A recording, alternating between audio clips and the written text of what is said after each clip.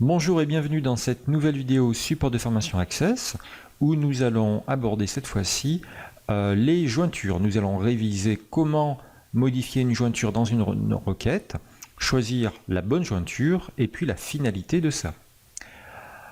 Alors, vous avez toujours la même base qui a servi à faire d'autres petites vidéos. Vous avez dans données externes, outils base de données relations le MCD avec des services. Un service a plusieurs salariés, la table salarié. Un salarié peut avoir plusieurs accidents.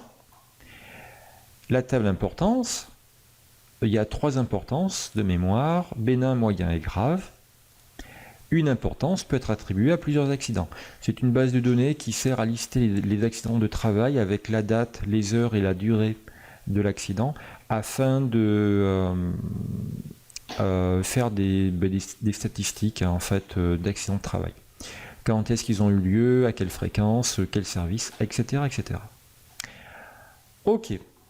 Dans la table service, vous avez 5 services. Compta, RH, distrib, transport, relations clients.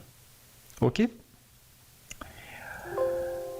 Alors, dans un premier temps, j'aimerais lister les salariés de la table salariés qui n'ont pas eu d'accident, c'est-à-dire qui ne sont pas présents dans la table accident. Allez, création de requête. J'ai besoin de l'accident et j'ai besoin des salariés. Je ferme tout ça. Accident, salarié. J'ai du mal à récupérer. Voilà. OK. Donc, je veux le matricule, le nom du salarié, la date de l'accident. Et là, je vais avoir 34 résultats, 34 enregistrements. OK. Effectivement, j'ai des salariés qui ont plusieurs accidents. Pignon, par exemple, en a eu 4. Ok. Vous êtes bien d'accord que du fait qu'il y a la liaison ici, uniquement les valeurs communes entre les deux tables vont s'afficher. Il faut, pour que le matricule ici s'affiche, que le matricule existe là et là, dans les deux tables. Or, dans la table salarié, il y a des matricules qui ne sont pas présents dans la table accident. Et c'est ceux-là que l'on veut identifier. Eh bien, pour ce faire, on va double-cliquer sur la liaison qui est là. Clic-clac. Et moi, les personnes que je veux se trouvent dans la table salarié. Il faut donc que j'affiche l'intégralité de la table salarié. Qu'est-ce qu'il me propose? Petit 1, inclure, n'afficher que les lignes des deux tables pour lesquelles les champs joints sont égaux. Effectivement, les valeurs identiques vont s'afficher. C'est le principe d'une liaison, d'une jointure dans une requête. Scénario numéro 2. Inclure tous les enregistrements de la table salariée. Ben, parfait, c'est ce que je veux. Allez, je prends le numéro 2, je fais OK. Une petite flèche ici s'affiche là. J'affiche le résultat. Jusque-là, pas de souci. Mais de 34, je suis passé à 44. Effectivement, il y a des personnes ici qui n'ont jamais eu d'accident. On peut les trier si vous voulez, par nom de salarié, croissant, pour être sûr et certain. Benjamin Boris, jamais d'accident. Jess et Joël, jamais d'accident. Noah, pas d'accident. Robert, Sophie, Hugo et Ulysse non plus. Parfait. Bien maintenant, je ne veux plus que cela. C'est-à-dire que je veux uniquement les enregistrements pour lesquels la date de l'accident n'existe pas. Eh bien, date de l'accident, je vais filtrer par nul, NU2L. Parfait. Et voilà. Ok. Voici comment on affiche en fait des enregistrements qui ne sont présents que dans une table et pas communs aux deux tables. Allez, on sauvegarde, CTRL S, requête jointure 1, par exemple.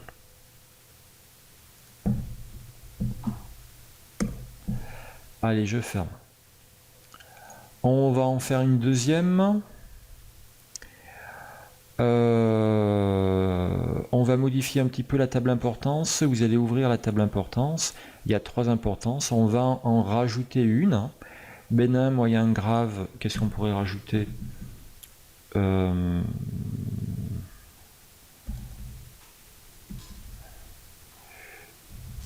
Non constaté, par exemple. Peu importe, hein, on rajoute une valeur, même si c'est pas cohérent, on s'en fiche. Donc, cette valeur-là, vu que je viens de la rajouter, n'est pas présente dans la table accident. Allez, le but, ça va être de sortir justement les valeurs de la table importance qui ne sont pas présentes dans la table accident. Créer, création de requête, accident, importance, je ferme, la liaison est faite. Je veux la date de l'accident et son importance. Je vais trier par importance dans la foulée. J'ai bien la date de l'accident et l'importance. Moi, je veux uniquement les importances non présentes dans la table accident. Il faut donc que j'affiche toute la table importance. Je double-clique ici et je choisis inclure tous les enregistrements de la table importance. Parfait. Quick, la petite flèche est là. Affichage. Et là, il n'y a qu'une seule ligne, qu'un seul enregistrement où il n'y a pas de date d'accident. C'est pour non constaté.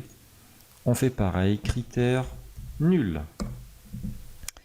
Et j'affiche. Parfait. Allez, on sauvegarde. Requête. Jointure 2. Ok, allez, une dernière requête de jointure, un peu plus compliquée celle-ci. Création de requête. Je veux lister les services pour lesquels il n'y a jamais eu d'accident. Service, accident.